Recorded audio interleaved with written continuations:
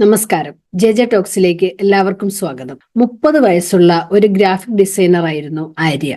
ഊർജ്ജസ്വലയായ അവളുടെ ജീവിതം ബാഹ്യമൊടിയിൽ എല്ലാം തികഞ്ഞതായിരുന്നു. സ്ഥിരമായ ഒരു ജോലി, മനോഹരമായ ഒരു അപ്പാർട്ട്മെന്റ്, വളരെയധികം സുഹൃത്തുക്കൾ. എന്നാൽ ഉപരിതലത്തിനടിയിൽ ഭയത്തിന്റെയും ഉത്കണ്ഠയുടെയും ലോകത്തായിരുന്നു അവൾ. അവളുടെ മനസ്സാകട്ടെ നിഷേധാത്മക ചിന്തകളുടെ ഒരു കൊടുങ്കാറ്റായിരുന്നു. ഇത് ജീവിതത്തിന്റെ ഒരു ഘട്ടം മാത്രമാണെന്ന് പറഞ്ഞുകൊണ്ട് അവൾ അതിനെ സ്വയം ചെറുതാക്കാൻ നോക്കി. എന്നാൽ മാസങ്ങൾ വർഷങ്ങളായി മാറി. അവളുടെ മനസ്സിന്റെ അദൃശ്യമായ ഭാരം വർദ്ധിച്ചു വന്നു. ആര്യയുടെ രാത്രികൾ ഉറക്കമില്ലാത്തതായിരുന്നു. അവളുടെ ദിനങ്ങൾ ഭയത്തിന്റെയും സ്വയം സംശയത്തിന്റെയും മൂടൽമഞ്ഞിൽ ചെലവഴിച്ചു. അവളുടെ ഏറ്റവും കടുത്ത ശത്രുവായ മനസ്സിൽ സ്വയം കുടുങ്ങിപ്പോയതായി അവൾക്ക് തോന്നി. ഒരു ദിവസം മറ്റൊരു ഉറക്കമില്ലാത്ത ഭയാനകമായ രാത്രിക്ക് ശേഷം തനിക്കിനി ഒന്നും കഴിയാൻ സാധിക്കില്ല എന്ന് ആര്യയ്ക്ക് തോന്നി. കോഗ്നിറ്റീവ് ബിഹേവിയറൽ തെറാപ്പിക്ക് പേരുകേട്ട ഒരു കാരുണ്യ തെറാപ്പിസ്റ്റായ ഡോക്ടർ ലീന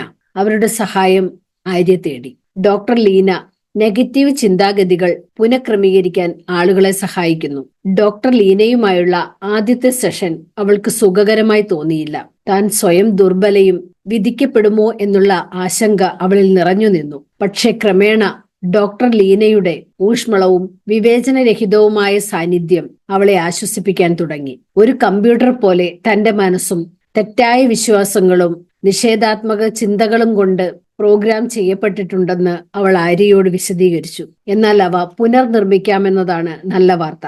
തെറാപ്പിയിലൂടെ തന്റെ ജീവിതത്തെ ഭരിച്ചിരുന്ന നിഷേധാത്മക ചിന്തകൾ തിരിച്ചറിയാൻ ആര്യ പഠിച്ചു. ലളിതവും എന്നാൽ അഗാധവുമായ വ്യായാമങ്ങളിലൂടെ ഡോക്ടർ ലീന അവളെ നയിച്ചു. അവളുടെ മനസ്സിൽ പ്രതിധ്വനിക്കുന്ന "ഞാൻ മതിയായവളല്ല, എനിക്കിത് കൈകാര്യം ചെയ്യാൻ അറിയില്ല, ഞാൻ ഒരു പരാജയമാണ്" എന്നിങ്ങനെയുള്ള അവളുടെ ഭയങ്ങളെ ഒന്നൊന്നായി അവ വേർതിരിച്ചു. ഈ ചിന്തകളെ എങ്ങനെ വെല്ലുവിളിക്കാമെന്ന് ഡോക്ടർ ലീന അവൾക്ക് കാണിച്ചു കൊടുത്തു. അവയെ സൗമ്യവും കൂടുതൽ സത്യസന്ധവുമാക്കി. ആര്യയ്ക്ക് താൻ തന്നെ തന്റെ ഭയത്തിനും ഉത്കണ്ഠയ്ക്കും കാരണമല്ലെന്ന് മനസ്സിലാക്കി. സാവധാനം അവൾ താൻ എന്താണ് എന്നുള്ള ചിന്തയിൽ കുടുങ്ങാതെ വർത്തമാന കാലത്തിലേക്ക് സ്വയം നിലയുറപ്പിച്ചുകൊണ്ട് മനസാന്നിധ്യം നേടാൻ ശ്രമിച്ചു. ഓരോ സെഷന് ശേഷവും ആര്യയ്ക്ക് തന്റെ ഭാരം കുറഞ്ഞതായി തോന്നി. ദൈനംദിന നിമിഷങ്ങളിലെ സൗന്ദര്യം അവൾ ശ്രദ്ധിക്കാൻ തുടങ്ങി. തന്റെ ജീവിതം തന്നെ മാറ്റാൻ കഴിയുമെന്നും ഒരിക്കലും വിചാരിച്ചിട്ടില്ലാത്ത വിധത്തിൽ ഭയത്തിൽ നിന്ന് മാറാൻ കഴിയുമെന്നും അവൾ പഠിച്ചു.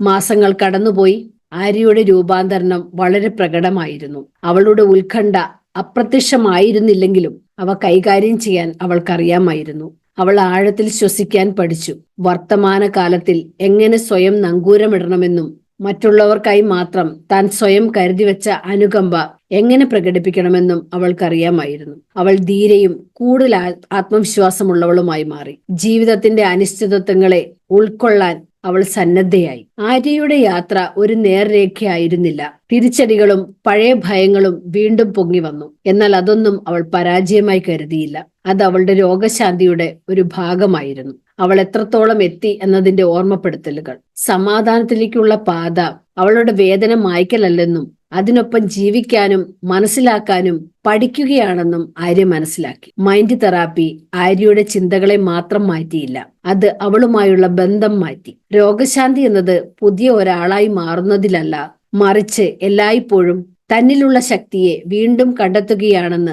അവളെ പഠിപ്പിച്ചു. ആര്യയുടെ കഥ മനസ്സിന്റെ ശക്തിയുടെയും സൗമ്യവും എന്നാൽ അഗാധവുമായ മാറ്റങ്ങളുടെ ഒരു ശാന്തമായ തെളിവായി മാറി. അവൾ സമാധാനം കണ്ടെത്തിയത് അവളുടെ പോരാട്ടങ്ങളിലൂടെയല്ല, മറിച്ച് സ്വയം അംഗീകരിക്കുന്നതിന്റെയും മുന്നോട്ടു പോകാനുള്ള ധൈര്യത്തിന്റെയും ചെറുതും മനോഹരങ്ങളുമായ നിമിഷങ്ങളിൽ ഓരോന്ന് ചിന്തിച്ചുകൊണ്ടായിരുന്നു. നന്ദി. വീണ്ടും കാണാം.